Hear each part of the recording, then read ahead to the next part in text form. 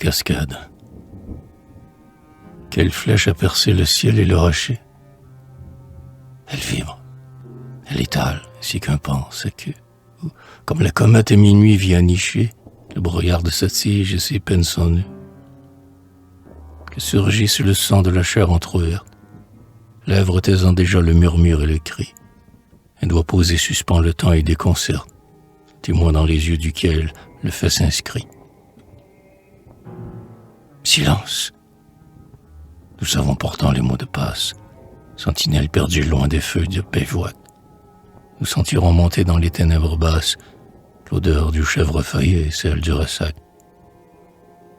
Qu'enfin l'aube jaillisse à travers tes abîmes, distance, et qu'un rayon dessine sur les eaux, présage du retour de l'archer des hymnes, un arc-en-ciel et son carquois plein de roseaux.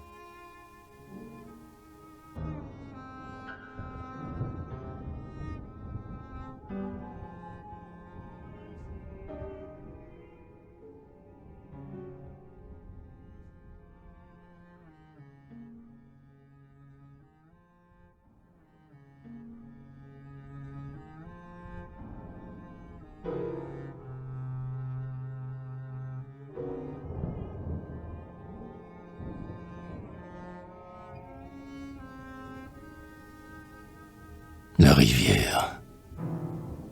D'un bord à l'autre bord, j'ai passé la rivière, suivant à pied le pont qui la franchit d'un jet, et mêle dans les eaux son ombre et son reflet, au fil bleui par le savon des lavandières. J'ai marché dans le gué qui chante à sa manière, et toi les cailloux sous mes pas le jonchaient. J'allais vers le gazon, j'allais vers la forêt, où le vent frissonnait dans sa robe légère. J'ai nagé, j'ai passé, mieux vêtu par cette eau que par ma propre chair et par ma propre peau. C'était hier, déjà l'aube et le ciel s'épousent, et voici que mes yeux et mon corps sont pesants. Il fait clair et j'ai soif et je cherche à présent la fontaine qui chante au cœur d'une pelouse.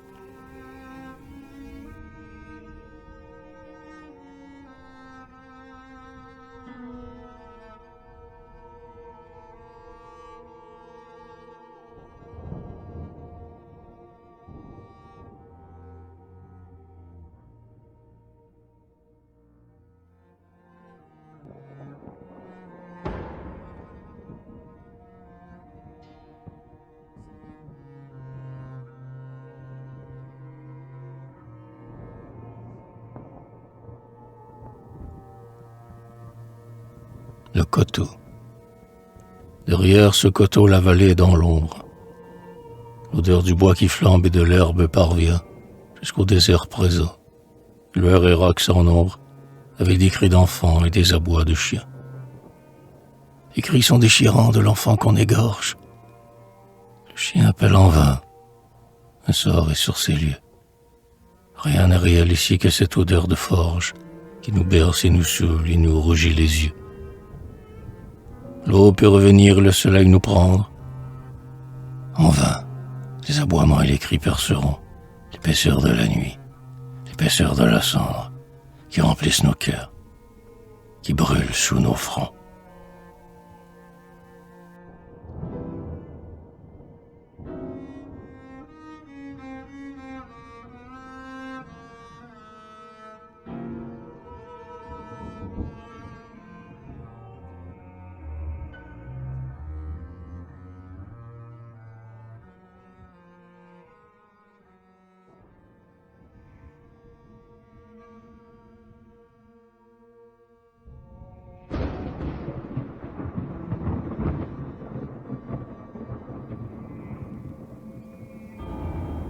La route. Une route est près d'ici. J'entends le bruit des voitures. Le vent est pas indécis d'une lourde créature qui va, qui vient, qui soupire, trébuche sur les cailloux, implore, mendie, expire. Est-ce un dieu? Est-ce un voyou? Lourdement sa main se dresse sur la prairie des cheveux. Elle esquisse une caresse et crispe ses doigts nerveux. Enfin, le restant du corps surgit droit jusqu'aux nuages, et le soleil couvre dehors le géant des marécages. Est-ce Hercule ou est-ce Atlas? Il marche à travers la plaine. De son long sans un hélas, il tombe et perd son haleine. Il recouvre de sa masse le paysage en entier, et puis plus rien, plus de traces, ni collines, ni sentiers.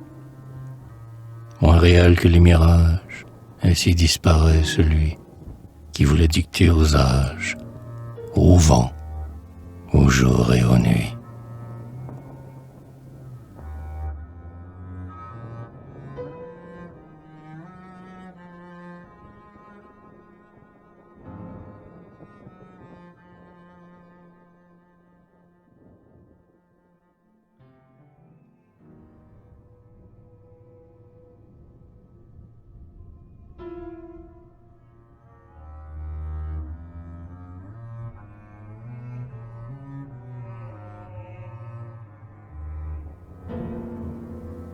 Le cimetière. Ici sera ma tombe, et pas ailleurs. Sous ces 3 arbres, j'en cueille les premières feuilles du printemps, entre un socle de granit et une colonne de marbre. J'en cueille les premières feuilles du printemps, mais d'autres feuilles se nourriront de l'heureuse pourriture de ce corps qui vivra, s'il le peut, 100 000 ans. Et d'autres feuilles se nourriront de l'heureuse pourriture, mais d'autres feuilles se noirciront sous la plume de ceux qui comptent leurs aventures. Et d'autres feuilles se noirciront d'une encre plus liquide que le sang et l'eau des fontaines. Testament non observé, parole perdue au-delà des mots. D'une encre plus liquide que le sang et l'eau des fontaines, puis-je défendre ma mémoire contre l'oubli, comme une sèche qui s'enfuit à perdre sang, à perdre haleine. Puis-je défendre ma mémoire contre l'oubli?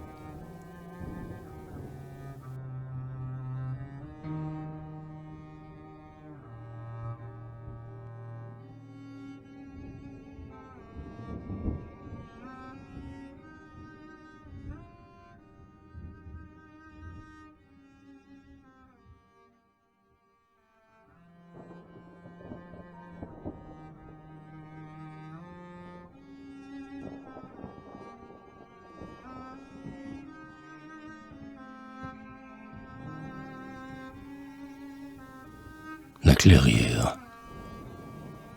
Le socle sans statue, à l'ombre de ses arbres, s'enfonce dans le sol un peu plus chaque jour. Sous l'invisible poids d'un fantôme de marbre qui le piétine, le talonne et se fait lourd. En moins qu'en s'en allant vers un fatal banquet, le commandeur ne l'ait renvoyé au naufrage. Comme un caillou qu'on jette à l'eau, au bord des plages, il fait mouche à sa cible et rejoint son reflet. Mais je devrais entendre, au moins, près de l'étang, la fanfare sonnée par Don Juan qui l'invite. La voici. Mes échos la portent. Je l'entends. Je sens sous mes 2 pieds la terre qui palpite.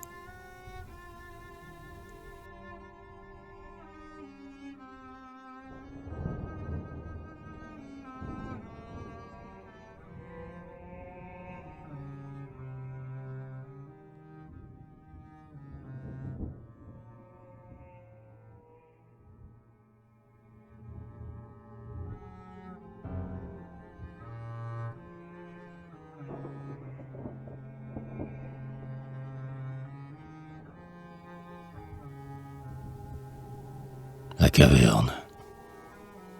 Voici dans les rochers l'accès du corridor. Il descend dans la nuit, au cœur de la planète. Le bruit du monde ici se dissout et s'endort. À son seuil, le soleil, la lune s'arrête. Eurydice est passé par là. Voici son pied. Dans la terre marquée, mais la piste se brise. La phrase s'interrompt. Le serment s'est délié. Le cavalier se cabre et se fixe à la frise. Ces autres pas qui vont ailleurs sont ceux d'Orphée. L'éclipse est terminée, le ciel resplendit, en nous rendant notre ombre et sa maison hantée. Loin, derrière un forêt d'épines et de roses, la ménade s'endort dans le bois interdit. Un nuage est au ciel comme une fleur éclose.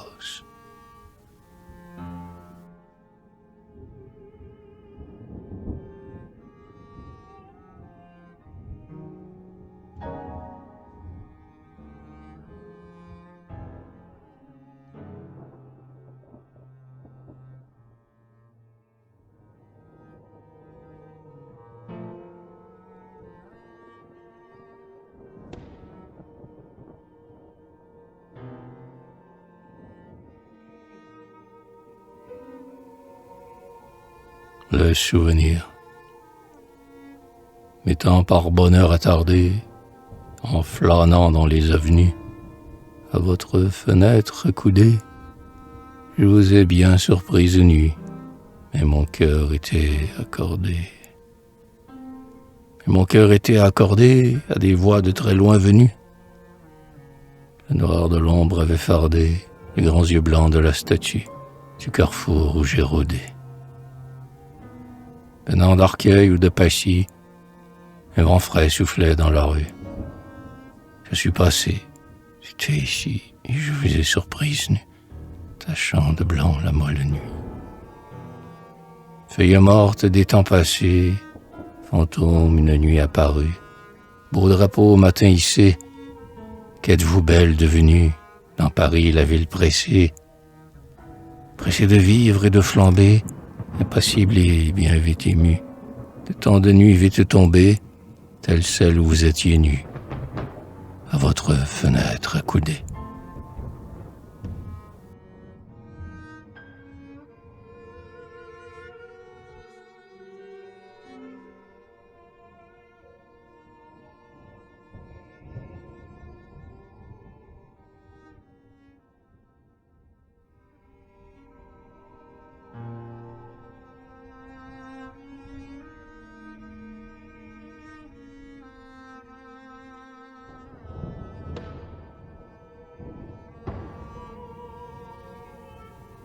La prophétie. D'une place de Paris jaillira une si claire fontaine, que le sang des vierges, les ruisseaux des glaciers, près d'elle paraîtront à Pâques. Les étoiles sortiront en essaim de leur ruche lointaine, et s'aggloméreront pour se mirer dans ses eaux, près de la tour Saint-Jacques. D'une place de Paris jaillira une si claire fontaine qu'on viendra s'y baigner, en cachette, dès l'aurore. Sainte opportune et ses lavandières seront ses marraines, et ses eaux couleront vers le sud venant du nord. Un grand marronnier rouge fleurit à la place, où coulera la fontaine future. Peut-être, dans mon grand âge, entendrai-je son murmure. Or le chant est si doux de la claire fontaine, qu'il baigne déjà mes yeux et mon cœur. Ce sera le plus bel affluent de la Seine, le gage le plus sûr des printemps à venir, de leurs oiseaux et de leurs fleurs.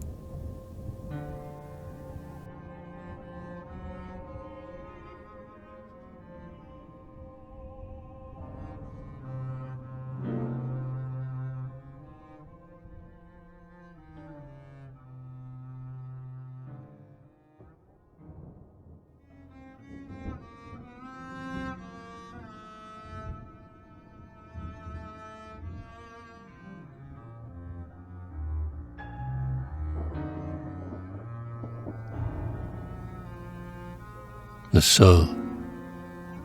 J'ai souhaité ta mort et rien ne peut l'empêcher de venir prématurément. Je t'ai vu couvert de sueur et de saignée à l'instant même de ton agonie, et tout en toi était cruel et dément. Écoute. Ce jour-là, un gros nuage s'élevait des collines de Bicêtre et montait derrière le dôme du Val-de-Grâce. Un enfant criait qui venait de naître, rue Saint-Jacques, dans une maison basse. Rien ne peut désormais te sauver de la honte et de la douleur. car mon souhait avait la saveur des choses qui se réalisent. Déjà d'imperceptibles signes physiques dans ton esprit et dans ton cœur t'avertissent qu'il est temps et adieu la valise. Rien ne te servirait de pleurer et te repentir. Rien ne te servirait d'avoir une attitude noble, car le néant est ton seul devenir, et ton nom ne survivra pas dans les proverbes du peuple. Le nuage noir a débordé, le Val-de-Grâce et Saint-Sulpice. Il s'est longuement reflété dans la Seine avant de se résoudre en orage. Moi, je le regardais du haut d'une blanche bâtisse, et son tonnerre a libéré de grands oiseaux de leur cage.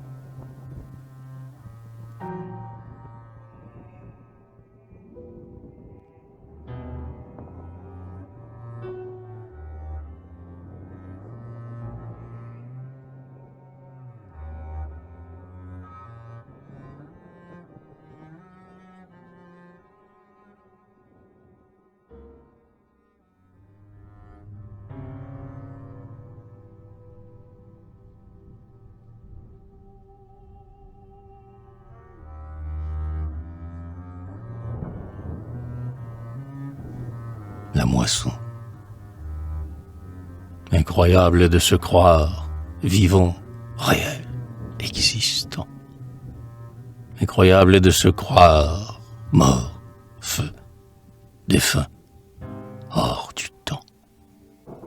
Incroyable de se croire, et plus incroyable encore, de se croire pour mémoire, un rêve, une âme sans corps.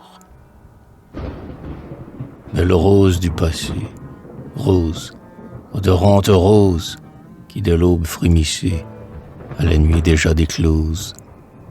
Votre sort rapide et long est égal à nos années, même si, dans le salon, on vous apporte fané. Nos dieux étaient trop fragiles, c'étaient de petites gens, dans un petit domicile, vivant de fort peu d'argent. Plus grande est notre fortune et plus sombre est notre sort. Nous ne voulons pas la lune. Nous ne craignons pas la mort. Par nos 5 sens ligotés, notre univers apétisse. Adieu rêve, adieu beauté. De vous je fais sacrifice au monde trop limité.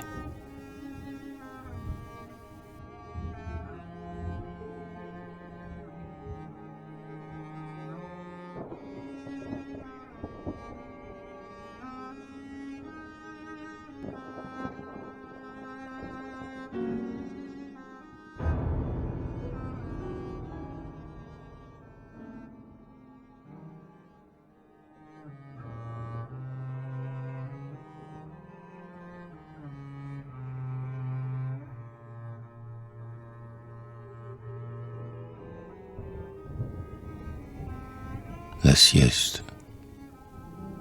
100 000 années dans mon sommeil d'après-midi ont duré moins longtemps qu'une exacte seconde.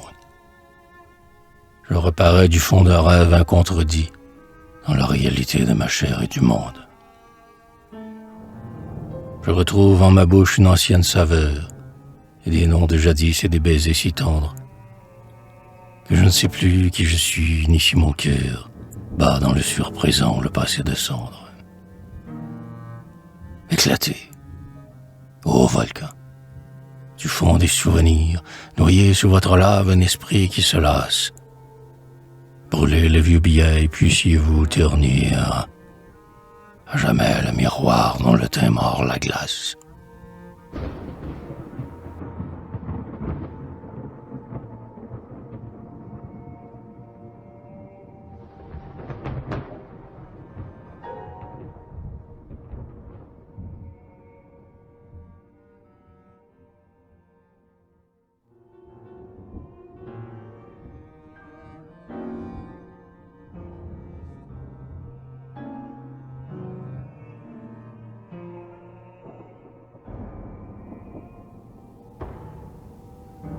La ville. Se heurter à la foule et courir par les rues, saisi en plein soleil par l'angoisse et la peur, pressentir le danger, la mort et le malheur, brouiller sa piste et fuir une ombre inaperçue. C'est le sort de celui qui, rêvant le chemin, s'égare dans son rêve et se mêle aux fantômes, se glisse en leur manteau, prend leur place au royaume où la matière cède aux caresses des mains. Tout ce monde est sorti du creux de sa cérule.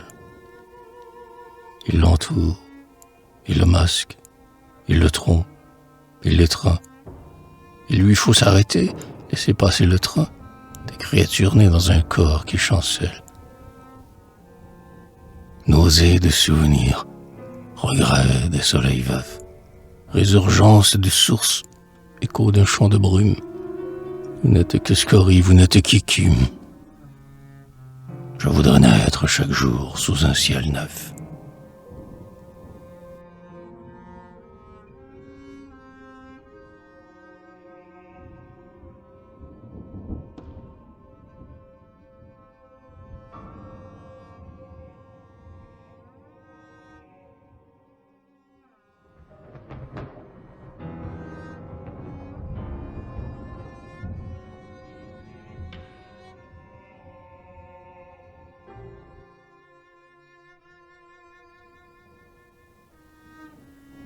La maison, 3 fois le vent, plus libre et plus furieux qu'un ange, a soufflé dans son corps auprès de la maison. Qu'un ange, c'est un ange évadé de prison qui descend l'escalier mais que l'ombre dérange.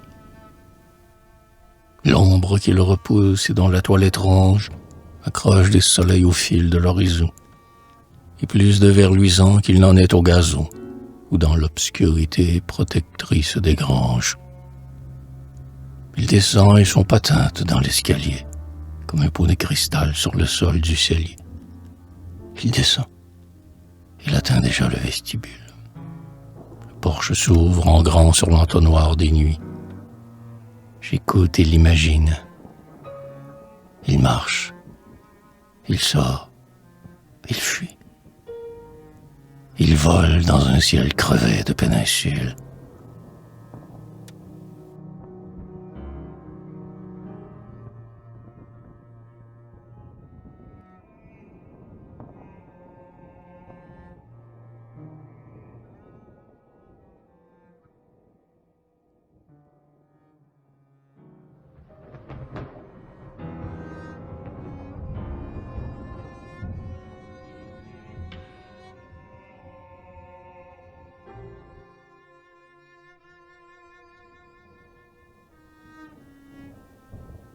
Le paysage.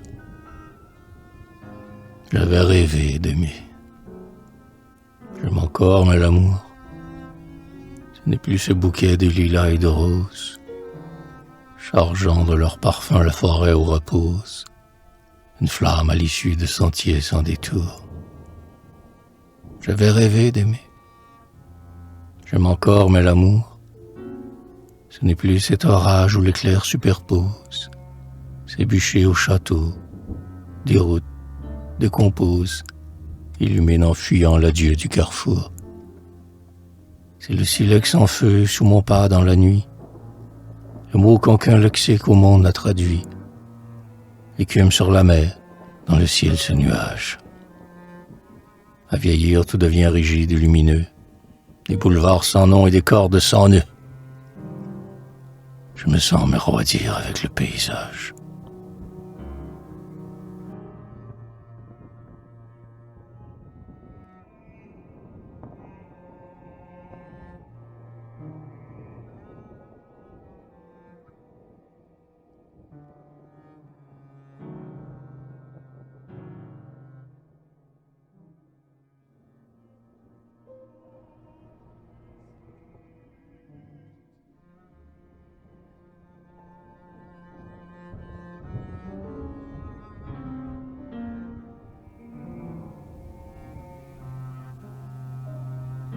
La nuit d'été.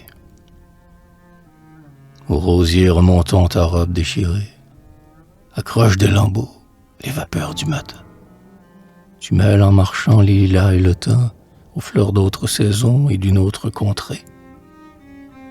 Tu te diriges vers le bois, là où l'orée ouvre un chemin retentissant de cris lointains.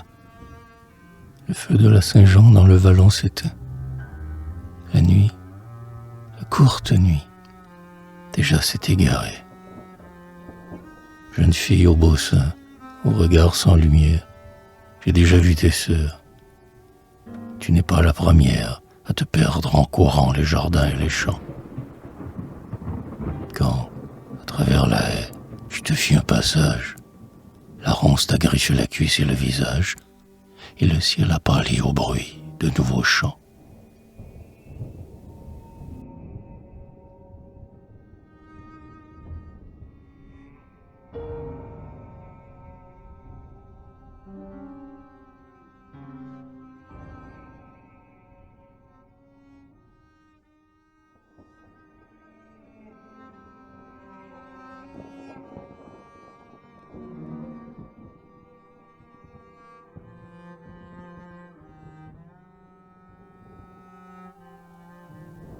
La peste.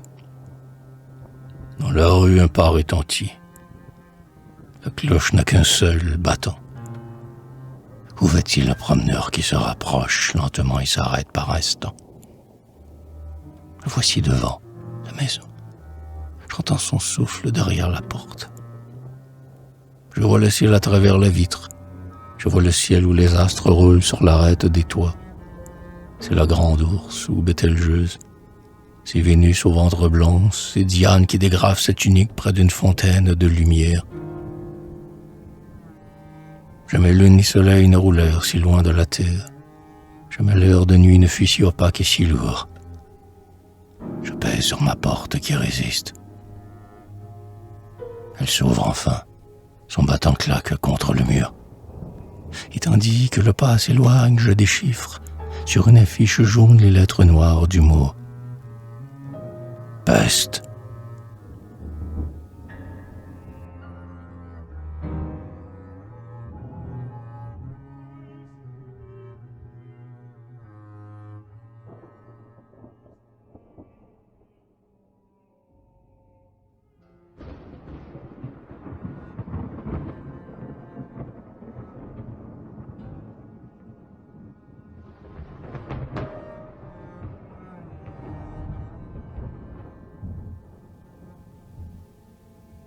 La nymphe Alceste. Tu es né à minuit du baiser de deux sources. Alceste, et l'univers ne t'offre que reflet, lueur, lampe allumée au lointain, feu follet, et dans le ciel les 7 flambeaux de la grande ours. Il fait noir et, portant au signal de la course, tu ne soupçonnes pas que la nuit se soumet et se dissout quand le soleil, sur les sommets, par le chant des oiseaux répand l'or de sa bourse. Je sais que reviendront l'aurore et le matin. Je les ai vus, tu les verras, j'en suis certain. Déjà mon cœur se gonfle au rythme de leur danse. Mais serais-je à ta sœur qui doit naître en plein jour, nymphe Alceste, annoncer, dès midi, le retour du crépuscule, de la nuit et du silence?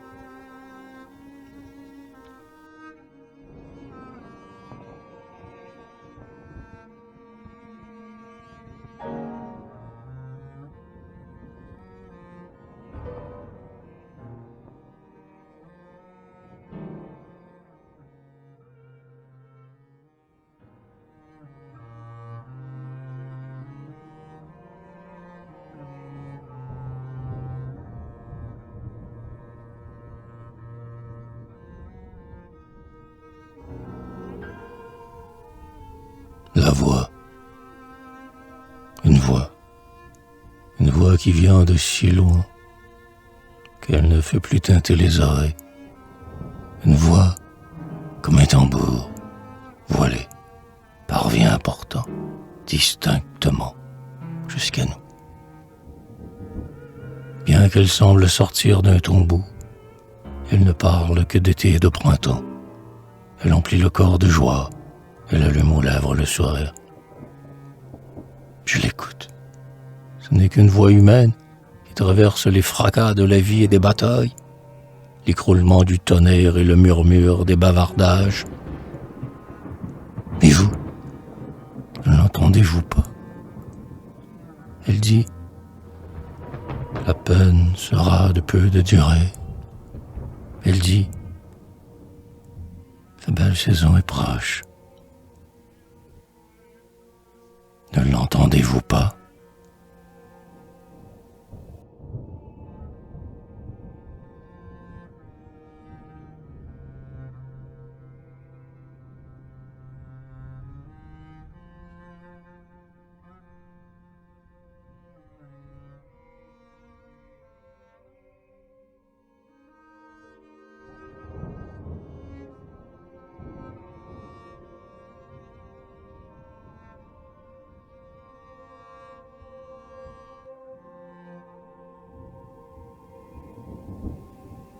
La vendange.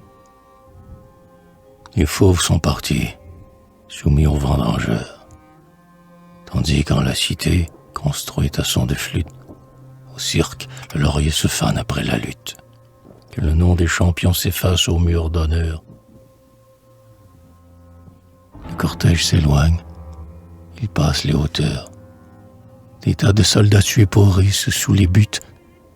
La terre, ivre de sang, transpire, écume, jute, et d'un fumier puissant submerge les vainqueurs. Toi seul restes toi-même, au vin, dans tes barriques. Tu teindras notre bouche à tes couleurs magiques, puis nous irons rejoindre en terre les palais, dont la cloche rythmant la chanson des cigales se tait, comme autrefois la flûte et les cymbales. Le vent même s'est tu, le tonnerre se tait.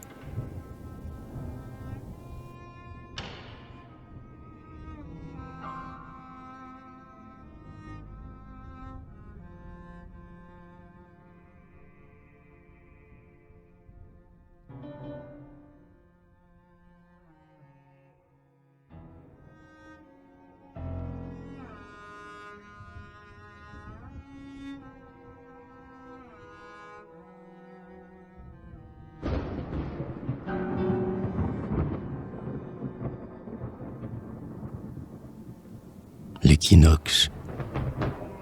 Un coq à d'autres coqs répond. Le temps est gris.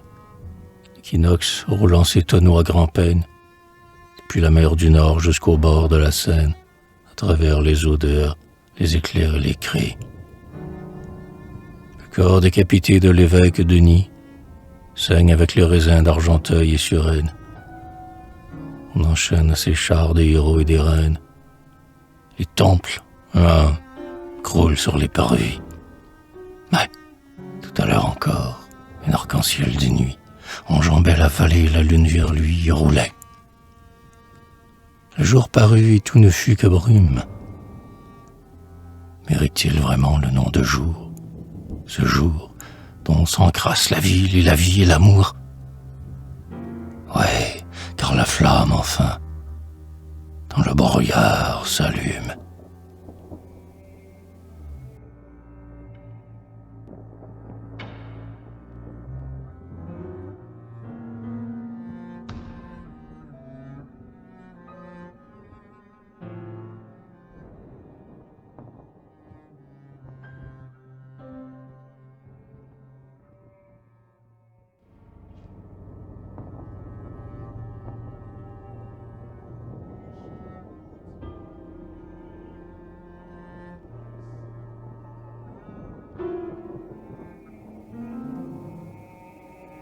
La plage. Sur la plage où blanchit la mer dans les ténèbres, où les figuiers frémissent sous le poids des oiseaux, un homme, à demi-voix, n'a prononcé qu'un mot.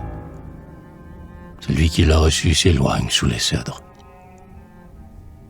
Il est l'heure. Bacchus entreprend sa conquête. Un rendez-vous l'accable et, comme un ruisseau sourd, l'espace le pénètre. Il fait nuit. Fait-il jour? Qu'importe, disperser les foyers de la fête.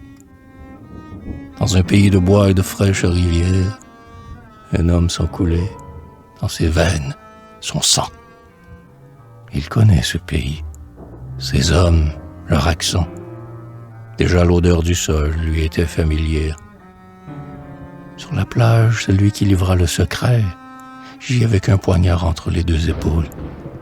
Et sa voix flotte encore sur l'eau, le long du mot, et répète le mot d'où naquit son regret. Sans cesse, elle redit ces syllabes. Cora, et la terre gémit de langueur et de crainte.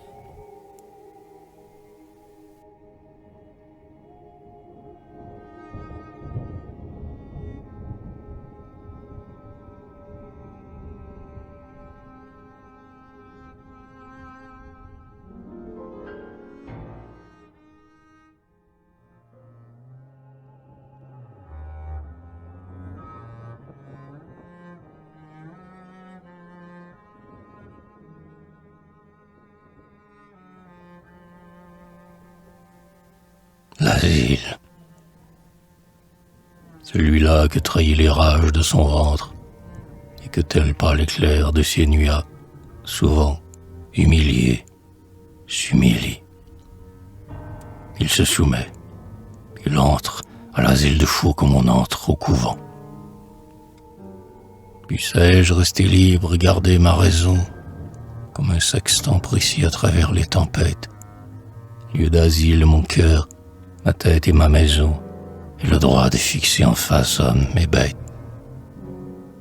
Vertu qui n'est qu'un mot, mais le seul mot de passe qui m'ouvre l'horizon, déchire le décor, et soumet à mes vœux l'espéré Val-de-Grâce, où le sage s'éveille, où le héros s'endort. Que le rêve de l'un et la réalité de l'autre soient présents bientôt dans la cité.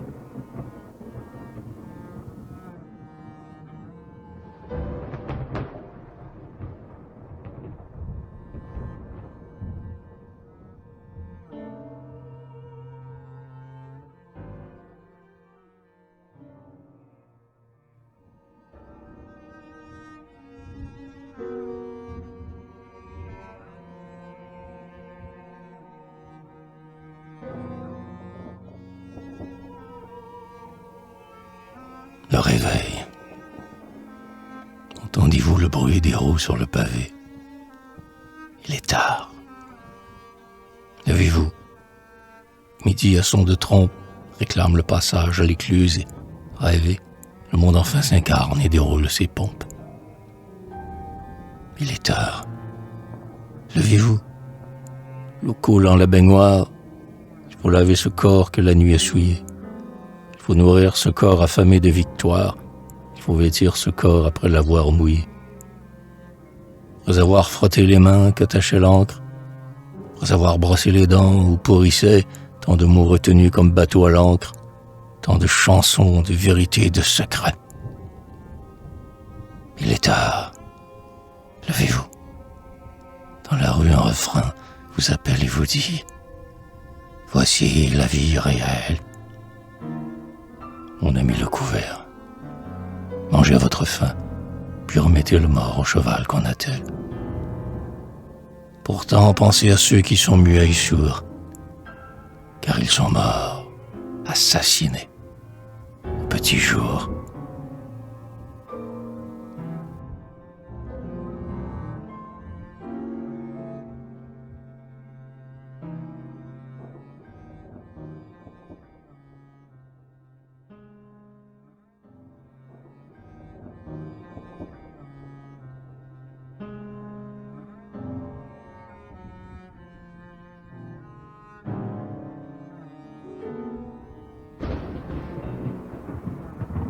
L'épitaphe. J'ai vécu dans ces temps et depuis 1000 années, je suis mort. Je vivais, non déchu mais traqué. Toute noblesse humaine étant emprisonnée, j'étais libre parmi les esclaves masqués. J'ai vécu dans ces temps et pourtant j'étais libre. Je regardais le fleuve et la terre et le ciel tourner autour de moi, garder leur équilibre et les saisons fournirent leurs oiseaux et leur miel. Vous qui vivez, qu'avez-vous fait de ces fortunes? Regrettez-vous les temps où je me débattais? Avez-vous cultivé pour des moissons communes? Avez-vous enrichi la ville où j'habitais? Vivant, ne craignez rien de moi, car je suis mort. Rien ne survit de mon esprit ni de mon corps.